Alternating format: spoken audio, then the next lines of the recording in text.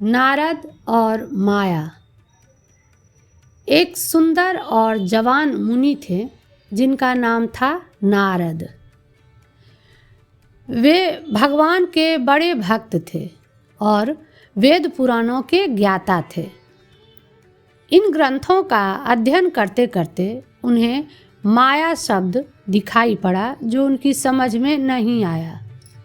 उन्होंने अध्ययन करते करते मन ही मन सोचा कि यह माया क्या भला है।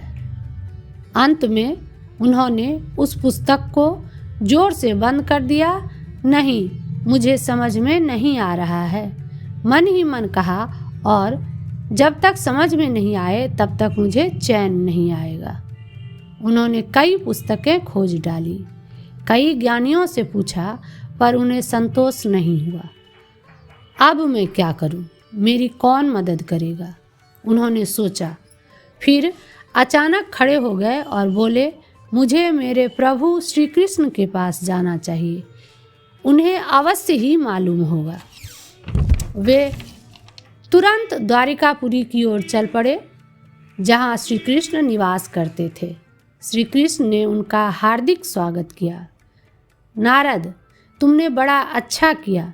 श्री कृष्ण उन्हें गले लगाते हुए बोले, जो तुम मुझसे मिलने चले आए। पर वत्स, क्या बात है, तुम कुछ बेचैन से लगते हो। हाँ प्रभु, नारद ने बड़े ही विनम्र भाव से भगवान को साष्टांग प्रणाम करते हुए कहा, आपने मेरे मन की बात ठीक ठीक जान ली। मैं आपके पास एक समस्या के समाधान के लिए आया हूँ। वह क्या नारद? श्री कृष्ण ने पूछा। भगवान, आप कृपया मुझे समझाएं। नारद ने हाथ जोड़कर प्रार्थना करते हुए कहा, और कृपया मुझे दिखाएं कि माया क्या होती है। श्री कृष्ण जोर से हंस पड़े और बोले, बस क्या इतनी सी बात तुम्हें सता रही है? पुत्र, चलो, तुम्हें यह पता चल जाएगा माया क्या है। पर अभी नहीं, तुम थक गए होगे, कुछ दिन रुककर आराम करो। प्रभु, आपकी संगति में रहना मेरे लिए सौभाग्य की बात है, नारद बोले। कुछ दिन बीते, पर उन्हें अपने प्रश्न का उत्तर नहीं मिला। वह बेचैन रहने लगे, पर संकोच से श्री कृष्ण को याद नहीं दिला पाए। एक दिन श्री कृष्ण ने उन्हें उनके साथ दूर देश की यात्रा करने के लिए कहा। वे लोग प्रातःकाल ही निकल पड़े और कई कोस चलने के पश्चात श्री कृष्ण बोले, नारद, मुझे प्यास लगी है, क्या तुम मेरे लिए थोड़ा सा पानी ला सकते हो? अभी लाया। यह कहकर नारद दौड़ पड़े। थोड़ी दूर पर एक गांव था। उन्होंने एक कुटिया का दरवाज़ा खटखटाया और एक अत्यंत सुंदर कन्या ने दरवाज़ा खोला।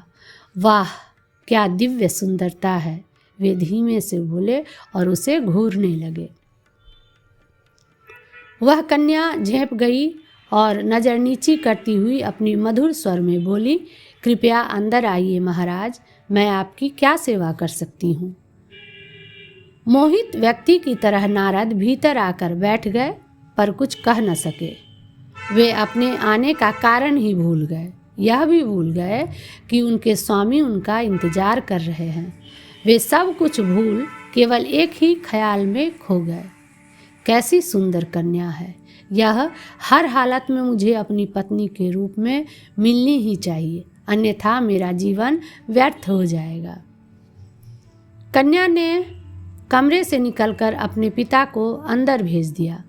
सफ़ेद दाढ़ी वाले उस वृद्ध आदमी ने नारद का स्वागत किया। पधारिए महाराज, मेरी कुटिया को पवित्र कीजिए। आपको अतिथि के रूप में पाकर मैं धन्य हो गया। आप जब तक चाहें हमारे मेहमान बनकर हमारे साथ रहें।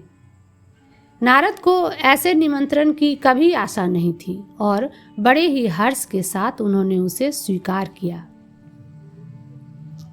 उन्हें उस कन्या से बातचीत करने के कई मौके मिले और वे प्रतिदिन एक दूसरे से वार्तालाप करते थे।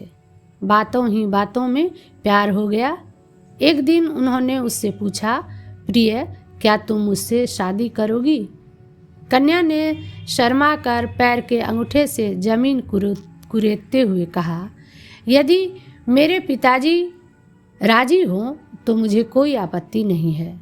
मैं अभी इसी वक्त उनसे बात करता हूँ, नारद बोले और कन्या के पिता से बात करने अंदर चले गए। वे अपना प्रस्ताव देने के लिए उतावले हो उठे, पर जब वे उसके पिता के समक्ष आए तो अपना धीरज गंवा बैठे और शर्माते हुए बोले, महाशय, मैं आपसे कुछ बात करना चाहता हूँ। हाँ हाँ अवश्य, पर पहले आप बैठिए तो। फिर पिता ने मुस्कुराते हुए कहा। नारद बैठ गए। वे हाथ रगड़ने लगे, सिर खुजलाने लगे और फिर बोले, हाँ तो महाशय, मेरा एक प्रस्ताव है या एक निवेदन है। नहीं, क्या मुझे आप क्या हाँ कर देंगे? अच्छा, आपकी कन्या, मेरा मतलब। वह वृद्ध आदमी जोर से हंस पड़े और बोले, बेटा, मैं समझ गया, यदि मेरी बेटी हाँ कर दे तो मेरा आशीर्वाद तुम्हारे साथ है। धन्यवाद पिताजी, धन्यवाद, नारद प्रसन्नता से बोले। पर बेटा, मेरी एक अर्जी है, पिता ने कहा। वह क्या पिताजी? नारद ने पूछा। शादी के बाद तुम्हें यहाँ मेरे साथ रहना होगा, पिता ने कहा। नारद ने यह बात खुशी खुशी मान ली। एक शुभ दिन, शुभ मुहूर्त देखकर नारद का उस कन्या से विवाह हो गया। वे अत्यंत प्रसन्न हुए। इसके पश्चात 12 वर्ष बीत गए। उनके ससुर का स्वर्गवास हो गया। नारद ने उनकी संपत्ति प्राप्त की। वे अपनी जान में सुख चैन का जीवन व्यतीत करने लगे। अपनी पत्नी, बच्चे, खेत, गाय बछड़ों के साथ वे समय काटने लगे। अचानक एक रात एक भयानक आवाज़ सुनकर वे चौंक गए। ओहो, यह तो तूफान सा लगता है।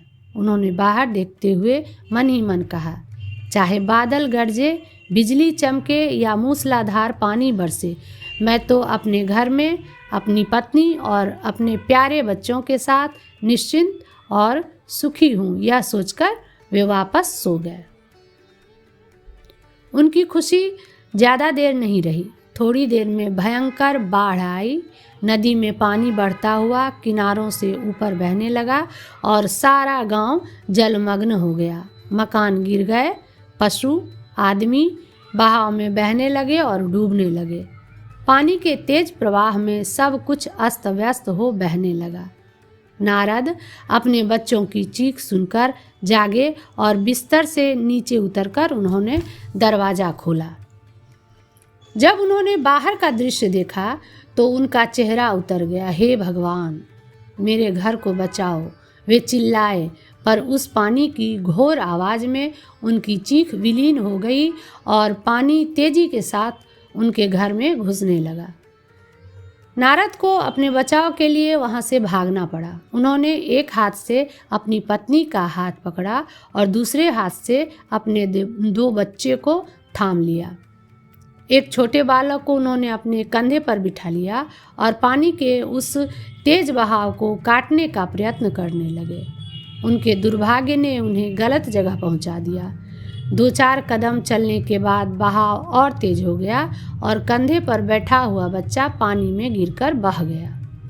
एक दर्द भरी आह नारद के होठों से निकली।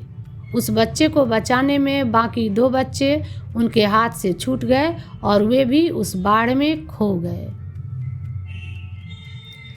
इस असहाय हालत में दुख और गुस्से से उन्होंने सौगंधों की झड़ी लगा दी। एक दूसरे को पकड़े पति पत्नी बाढ़ से जूझते रहे। पर हाय, उनकी प्यारी पत्नी, जिसे वे अपनी सारी ताकत लगाकर पकड़ रखे थे, वह भी उस तेज प्रवाह के कारण क्रूर बाढ़ में बह गई। नारद बहते बहते किनारे पर जा गिरे और घोर विलाप करने लगे। हे भगवान, मैंने ऐसा क्या किया था जिसके कारण आपने मुझे यह सजा दी? अब मेरे जीवन का क्या प्रयोजन? नारद विलाप करते रहे, ओ निर्दयी, मुझे भी मार डालो। अचानक उनके पीछे से एक धीमी सी आवाज़ आई, मेरे बेटे पानी कहाँ है? तुम तो मेरे लिए पानी लाने गए थे ना, और तुम्हें तो गए आधे घंटे से भी ज़्यादा हो गए। आधा घंटा? नारद संभल कर खड़े होते हुए बोले, यह कौन बोल रहा है?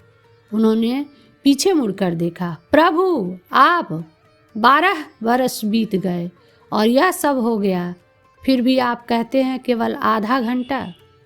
श्री कृष्ण मुस्कुराते हुए बोले, नारद मेरे पुत्र, तुम माया का मतलब जानना चाहते थे ना? यही तो है माया। माया की शक्ति ऐसी है कि वह व्यक्ति के मन में जीवन के मर्म और उद्देश्य को भूलने की लिप्सा भर देती है। मनुष्य को उससे सदा सावधान और सतर्क रहना चाहिए।